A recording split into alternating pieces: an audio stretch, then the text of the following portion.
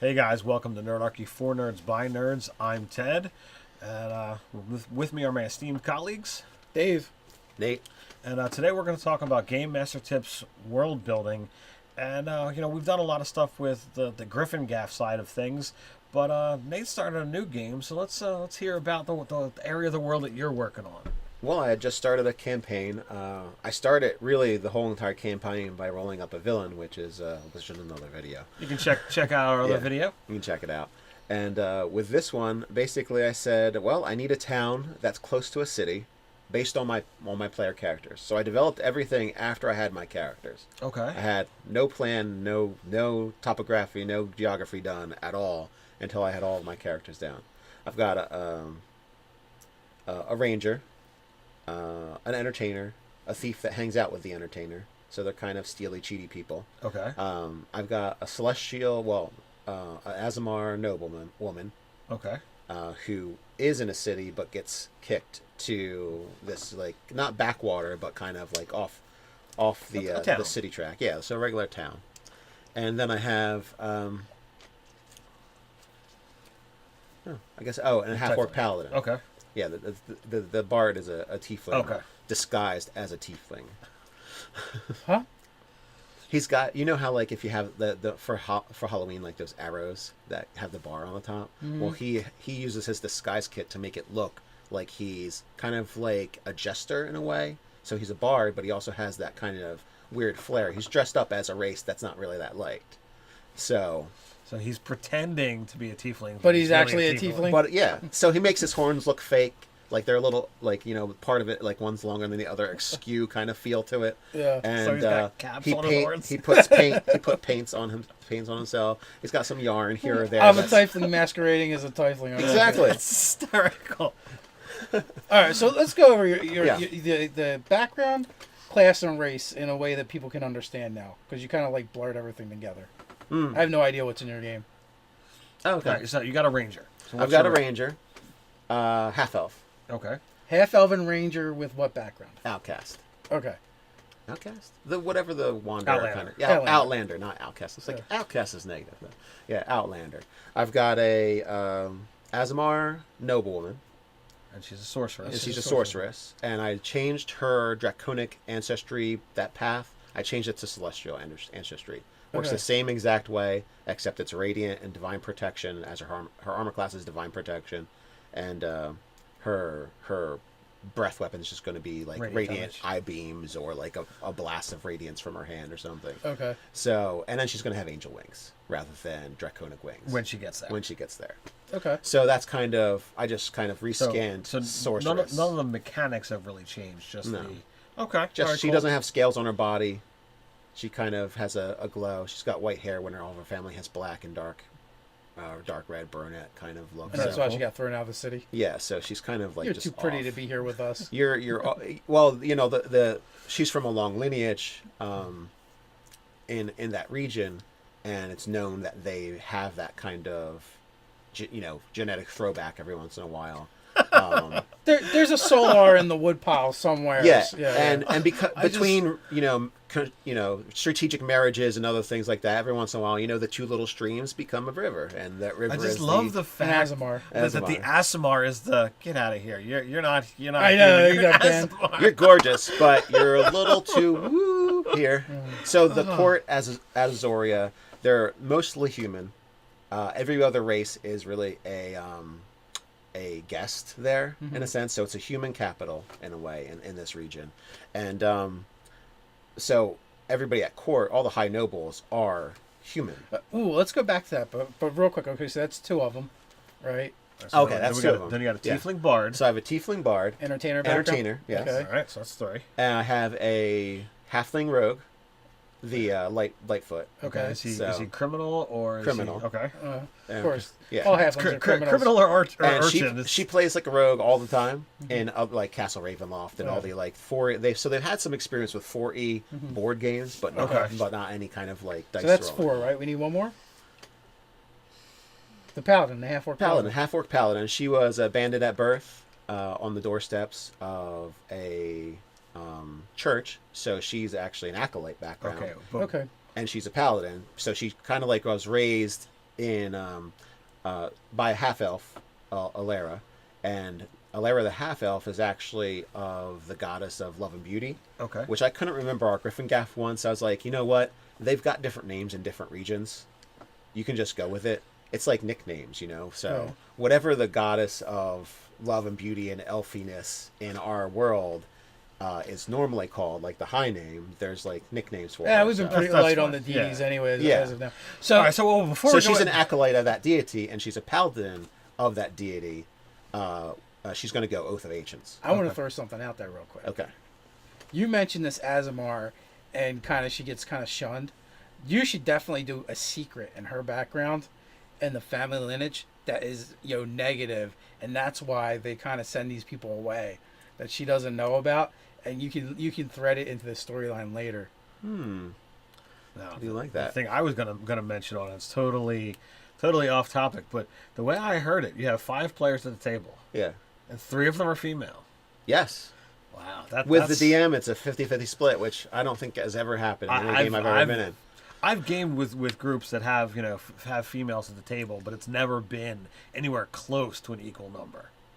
That's pretty crazy. It's rare for. I've heard legends and myths of this thing that happens. It just hasn't happened in our Equality where we're between the Yeah. genders at the table. And That's pretty awesome. One of the first time gamers, that was female, quote, D&D, where have you been all my life? Was what she said at the end of the session. I was like, all right. Did you get that on camera? Oh yeah, I'm sure it's in the mix. Yeah, I'm sure it's in the mix. But I was like, oh, this is really great. I had like a DM high after this because they're all very energetic. Several of them are entertainers, artists, and like what they do, not when they're at the table. Right. So Yeah, like they're everybody's creative high, types, have yeah. got that creative, high energy type. And to you nerdarchists out there, Nate's going to get that gameplay video up as soon as he can. Yeah, as soon as I figure out how the video and the audio sync, that's for some reason it's out of sync. But I'm getting there. So the campaign, so that's kind of like I took those characters and I said, where am I going to stick them? And that's how I got started. So you said, all right, well, let's get far enough away from an established area of Griffin Gaff, and you picked 300 Yeah, monkeys. it's established. Yeah, the Griffin Gaff and a little. It's got a Greyhawkian feel right now. There's the Griffin Gaff and however far Ted takes us. So I'm about 300 miles away because that would be a long distance. Because that's a straight line. Right. That's not trails and around mountains and lakes and all that kind of regional hecticness or Great like walls of ice as need be. areas where you don't hang out because it's infested with terrible things or a haunted forest. So that's a straight line, like as the dragon flies. Okay. So you have a city so far. Yeah, so I have a city and I have a town and I have the mention of a port city. So I also know that it's at least on a big river. It may be on the ocean, so it might be a bay or the sea or a sea. So as of right now, I have a port I city. also have the mention of a port city somewhere. So It's important because that kind of gives them an idea. Because where we are, we're like, well, we're this far away from the shore and we're this far away from the major city. That's kind of how I located it for us. So in the game, you got to know where your beach house is. Exactly. So they're about 60 miles away from the beach house property area, the port city, and that's important because there used to be way station, and now it's just Stationton because it's an actual town rather than just simply a stopping point that had an old inn, like kind of like a barracks to go from the port city to a stopping point. So they have like the merchants would have a night in the woods, and then they'd have a night at this inn or barracks, and then they'd have a night in the woods, and then they'd be at Azoria. Okay. So and essentially- Azoria was built on mines and other things of that nature. So they were built on resources, and started out as a mining town, and then flourished into like an ancient mining town, like 1,000 years ago, and then flourished into. So a is city. there still an active mine? Yes, there's still an active mine, but it's further into the mountains. So now they travel from Azoria, which is like where all the craftsmen are and Right. all the specialized skilled So people and is it- armorers, and then they travel up into the mountains. Is it ore? Is it jewels? Is it gold? What is All kinds of goodies in that mine. Okay, so it's because the mines. Oh, well, go ahead. Right. no, go ahead. All right, because the mines will eventually. I mean, they aren't yet. They're far enough away, but in that mountain range, it's the Moradanes, Cairn Mountain region. Okay. So, or Cairn mountain region, and the Moraddanes are actually an ancient dwarven civilization that about 500 years ago stopped releasing magic items to the populace. So they were master craftsmen, magic creators, like item creators, and they would go all over the place and distribute these through exchange and dwarven merchant stuff. So the merchant circuit also dealt with them as well. So there's a really old worn trail that actually leads from Stationton towards their original place, so through the mountain range. So now, is it that the dwarves no longer can make magic items, or they just don't give them out anymore? It has to do with a lot of plot that I'm working with the villains. So basically, I don't want to get into that, but the dwarves don't interact with the outside world anymore. Mm-hmm. So the outside world is kind of dark on what's actually going on with them. But the dwarves are still there, just not necessarily how they used to be. Because I must say, as a DM, I'm totally against anyone that's just churning out magic items.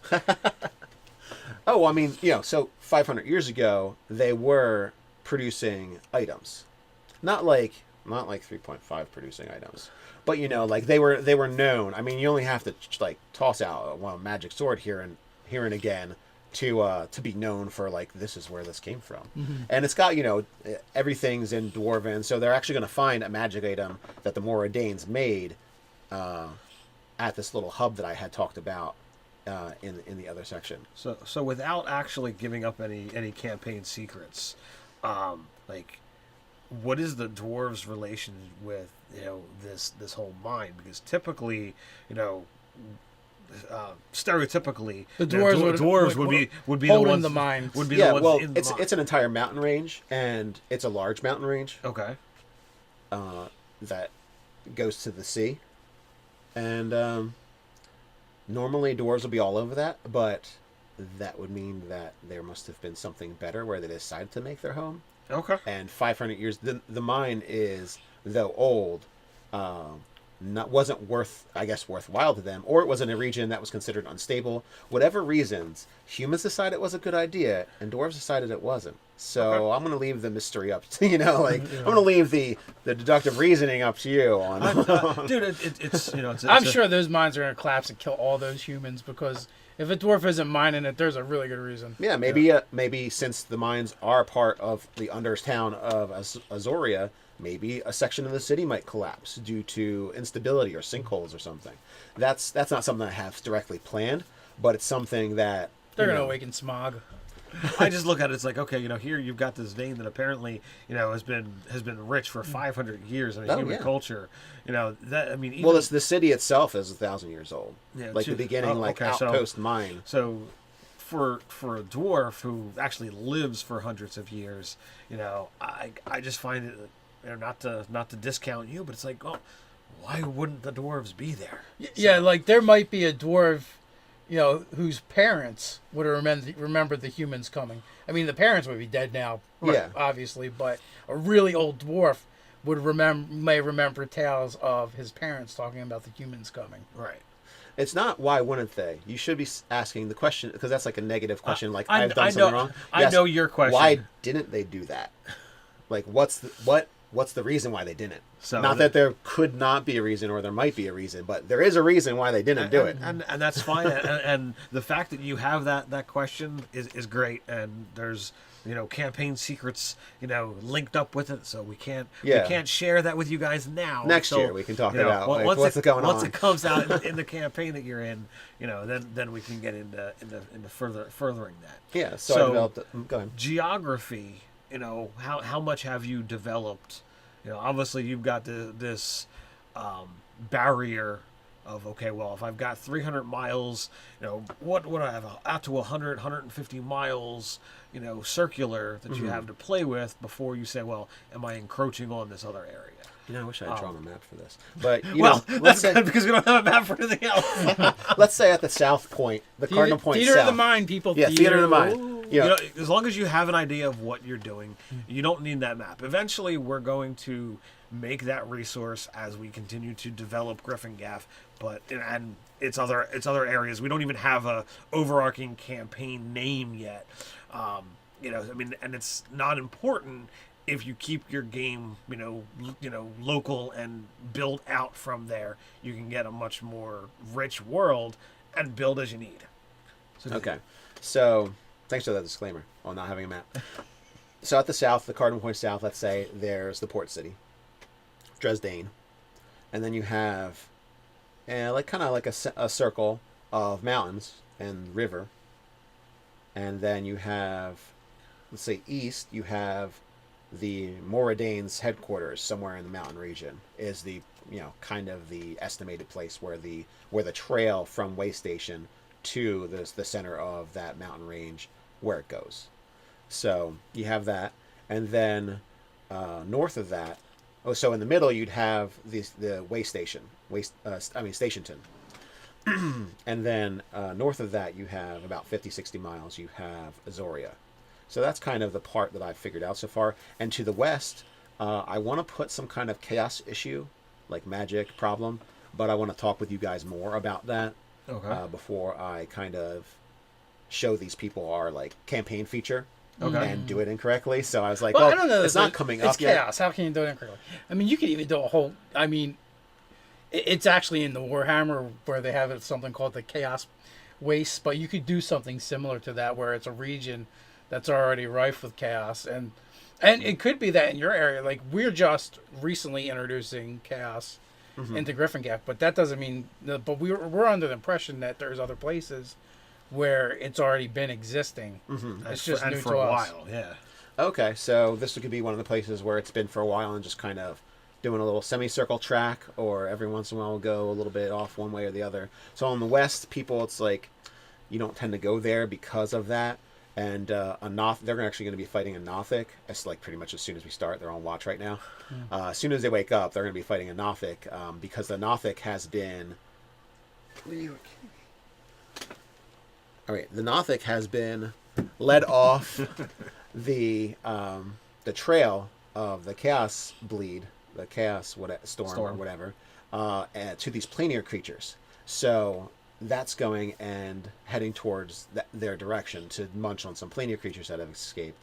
So that's going to be one of the things that I'm going to be introducing as well as kind of that weird creature. I feel like ever since you talked about it in the in that one video, One of the games, I was just like, I wanted to use one so bad, and now I'm like, I'm going to use it. Yeah, I've been meaning to use one. I actually have one in my notes somewhere that he's just never surfaced yet. Yeah, so that's going to be a realm where they'll hang out. So that'll kind of be like a normal. I mean, it's kind of rough for a first level party, but I think they'll be okay at it. There's 5 of them. That might be a deadly encounter. I don't know. Yeah, it might be. I mean, the 450 XP, they're kind of rough. I think they're challenge rating too. So They are. So this is what's called part of the merchant circuit. So there's actually going to be like a string of other places around this kind of blah area to the west that go from the port city to other Going places. back to Stationton, Yeah. do they hold allegiance to one of the other cities? They're kind of dual funded in a way by both. Originally, they were the port city said, well, we need a place to stop on our way to other places, and there's actually like a guild that takes care of the whole merchant circuit. So the ranger, he doesn't know it, but his group of guys are all part of the. They're not like officially in the guild, but they're in a way compensated by the merchant circuit guild. I would imagine that whoever had that central inn has got to be a big figure in Stationton and pretty affluent by this point in time, because if you've got people coming, both directions, and that inn was apparently got enough use that a whole entire town was built up from it. That particular figure is going to, be like kind of the founder of Stationton and really. It's not like it just happened recently. He might be like a descendant, or he bought it from somebody, or his great grandfather bought it from somebody and kept it. This is like there's. What size is the town? Let's start there. Oh, it's like it's considered a small town, but not like a backwater small town. Like kind of. people could make a 2-day trip to this place. So if they wanted to hike into the mountains or do some kind of weird weekend warrior kind of thing, or whatever purpose they traveling from one to the other, the port city to Azoria, which is the kind of the capital in that area. So if you travel by boat, you're going to travel through Stationton. So it's not like a rundown little town, but it's also not like a whole bunch. It's not super urbanized. So the town, right? So does the actual merchant guild have a claim to the town? Do they have the rights to it? Because there's a town, right? They're gonna pay taxes. Someone's gonna want it. Is it Azoria or is it what is it? What's the port city? Dresden. Dresden. One of them is gonna want the tax. Both want the taxes, but only one of them is probably gonna get them. Yeah. Well, part of it's kind of, it's like, how the port authority controls bridges and upkeeps bridges and does stuff with the bridges. It's kind of that same principle that this merchant guild long ago got the rights basically to, if they want to, and still put a tariff in. But most of the parts of the merchant circuit are prosperous enough and also populated enough that they have their own commerce going on. So it's not simply like, oh, you're just a town that has nothing to offer except a place to lay down for the night. There's other things. There's entertainment. There's other things. Yeah, but when you're talking cities and kingdoms, that's not really relevant, because someone's gonna be like, oh, but you need our protection. Oh well, so they're gonna want to stake a claim. Basically, in that way, there's someone who owns the merchant circuit. Yeah. That isn't the cities, because the cities all benefit from it, and it's an old enough contractual arrangement that it's not like, oh, I'm a giant city and I'm saying that you work for me. Well, no, my point is the merchant guild would have to be really powerful in its own right to be able to say, no, we got this. And the city, for the cities to be okay with it. Well, when you're formed, when Azoria is still a mining town, rather than just a mining camp, but an actual like town building up around it, when you start to basically have arrangements and have agreements that date back. But cities 600 years. Cities tend to have things like a watch and armies. Oh yeah, they do. Well, it's not like they control the road. It's not like they can say, "City, you're not allowed on our road." It's not like they have stations everywhere. So my point is, it's a plot point for political intrigue. Oh yeah, there can be a shift of power. That's true. And also power struggles, between the two cities and the merchant guild. So something has to anchor that. Like they may be, so they need to have political power in order to maintain the rights to what they have. It's not enough to start it and own it. You have to be able to keep it. And when you're talking, in civilizations based off, more or less a medieval feudal type system, at the end of the day, the real thing that's going to matter is actual power. However you amass it, it isn't really all that relevant. But who has it now? Is. And then I guess what I would say is, because Azoria is the first one to benefit from the roads being upkept and from them being clean of bandits, they're kind of the front runners of ensuring the merchant circuit guild stays in power, because and it's kind of like, it's misleading. Like, let's say, so Azoria is probably really in charge, but it's kind of like, if they wanted to do something to the other cities, the merchant guild would be their like cat's paw kind of thing for that. So if you had somebody who wanted to manipulate politics in that way, I mean, they already kind of have a beneficial relationship. They're the first stop, and they're really affluent. So some merchants don't go beyond them. You see, I would say, like, okay, so that may be true for ruler 1, 2, 3, and 4, but ruler 5 might go, I don't even need these guys anymore. Do it myself. And that could be. So far, that has not happened. So, but what I'm saying is it creates an interesting point for a plot. Oh yeah, you definitely develop something through it.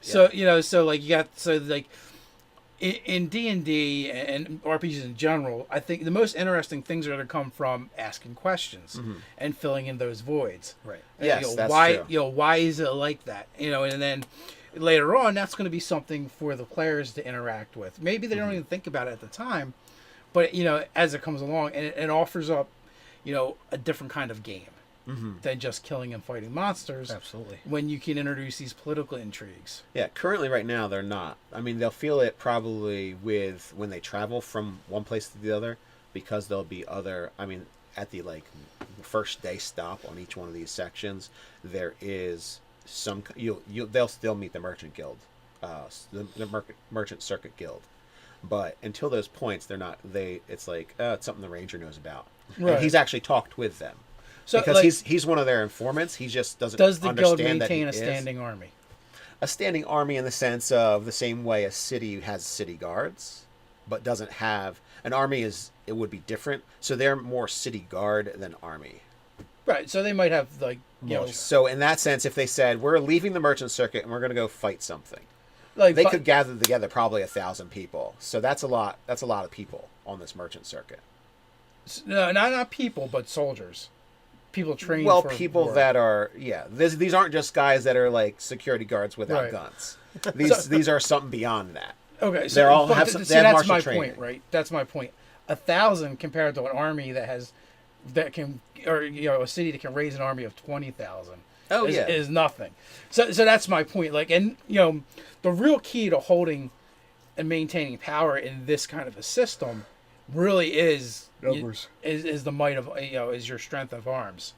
That's why I bring it up. So that creates interesting point plots.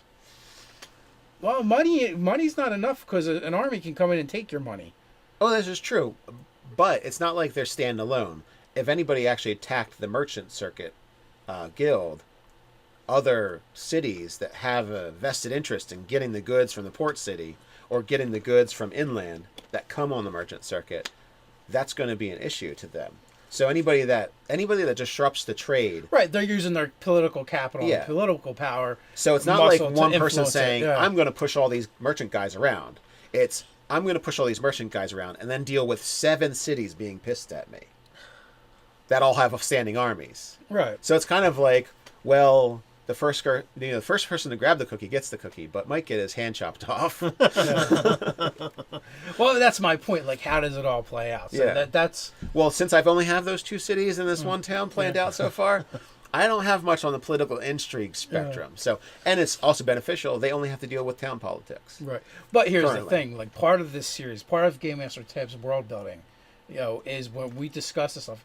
It's a way to help you build your world and add things and things to think about. Oh yeah, definitely. It's gotten me a lot of things to think about, and also with that idea of, well, I can't really have much political intrigue for that whole thing, which sounds like a good series of events to occur, but I can't have that whole political intrigue right without developing a few more of the towns on the circuit. It's not true.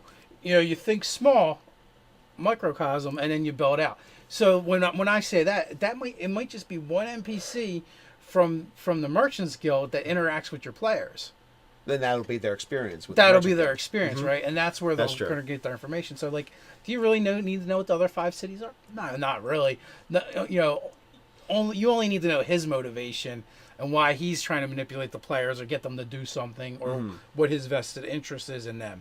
And then from there, you can expand out. Yeah, that's lot less intimidating than going back and developing a whole. I've run Kind 5-6 sessions, out of Griffin Gaff, and the only thing we've talked about is there's 2 forests, a couple mountain ranges, and there's elves, dwarves, and orcs that all live within several days proximity. So it's like you can do a lot with just a small area, and as you need something else, well, stretch out a little bit and put it in there. As you need something, let's put it in there. Yeah, that's kind of why I went with like the cardinal directions, what's going on in the areas. I made up the Moradanes because I wanted a cool name for the hammer. Well, that's what it's called. It's actually a long story, but it does bludgeon damage, and when it strikes, it sounds like hitting a gong, not like an obnoxious gong, but like that you obviously like a smithy hammer against something. Metal. That's just weird. Pretty cool. Well, it's called the hammer, It's called the hammer. And it's a sword. and it's a sword. I'm going to cut you with bludgeoning. Sort of. That's definitely an interesting quirk for it. Yeah, it's definitely two quirks on that one. Yeah. But that's the beauty of 5th edition. It gives you permission to do that. It's got charts and tables for it. And This one of those rolls is roll twice. Ignore this. And it also is a cool place for inspiration because I don't think those are on the chart. You made them up, and they're cool.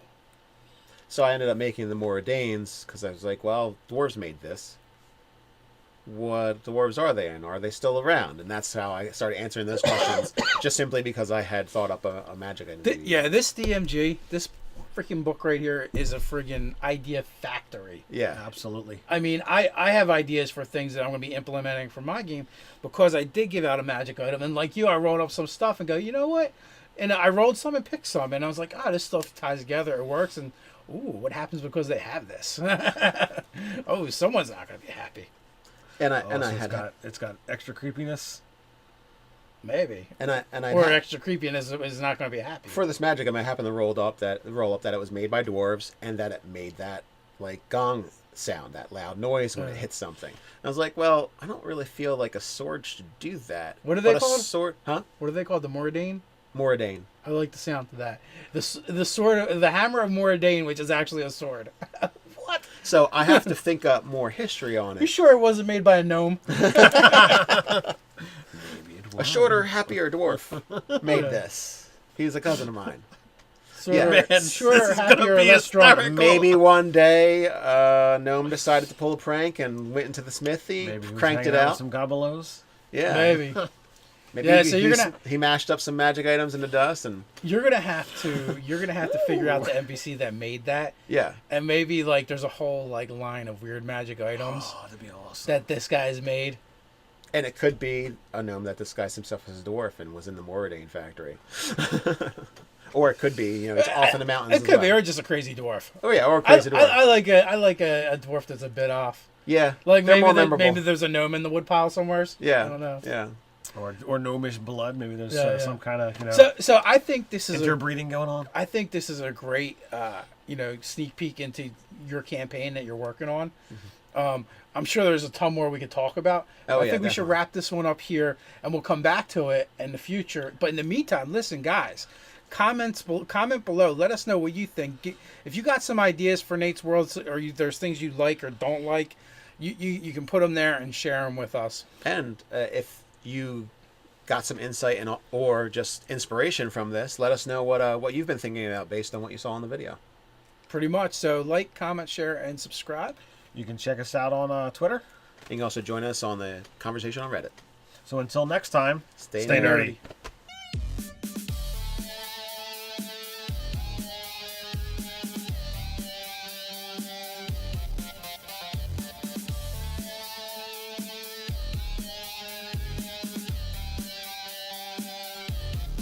To make it look like he's kind of like a jester in a way. So he's a bard, but he also has that kind of weird flair. He's dressed up as a race that's not really that liked. So he's pretending to be a tiefling, but he's actually a tiefling. But yeah, so he makes his horns look fake, like they're a little, like part of it, like one's longer than the other, askew kind of feel to it. Yeah, and so he's got caps on his horns. He puts paint. He put paints on himself. He's got some yarn here or there. I'm a tiefling masquerading as a tiefling. Exactly. It's hysterical. All right, so let's go over the background, class, and race in a way that people can understand now, because you kind of like blurred everything together. I have no idea what's in your game. Okay. Right, so you got a ranger. So I've got a ranger, half elf. Okay. Half elven ranger with what background? Outcast. Okay. Outcast? Whatever the wanderer Outlander. kind of. Yeah, Outlander, not outcast. It's like outcast.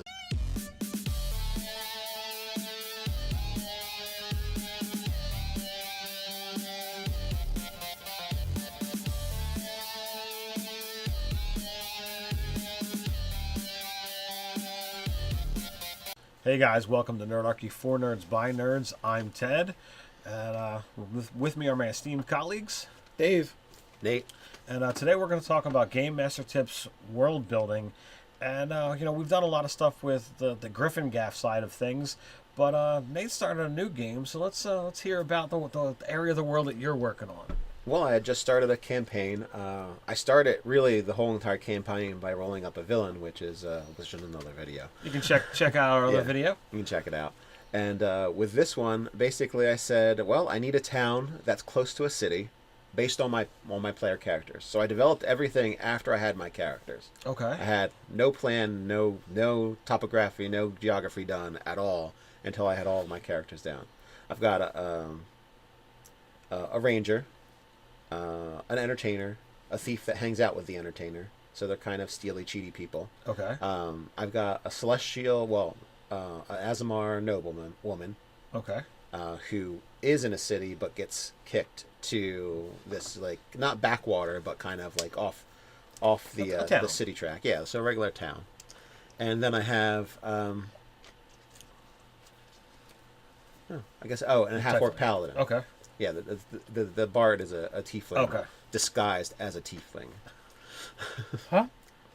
He's got, you know how, like, if you have for Halloween, like those arrows that have the bar on the top. Mm-hmm. Well, he uses his disguise kit negative. Yeah, Outlander. I've got a Azamar noblewoman.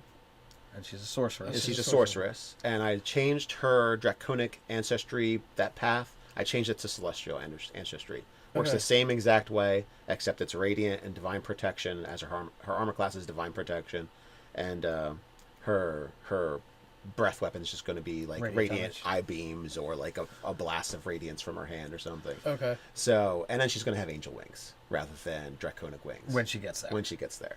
Okay. So that's kind of, I just kind of rescanned so sorceress. None of the mechanics have really changed. Just No.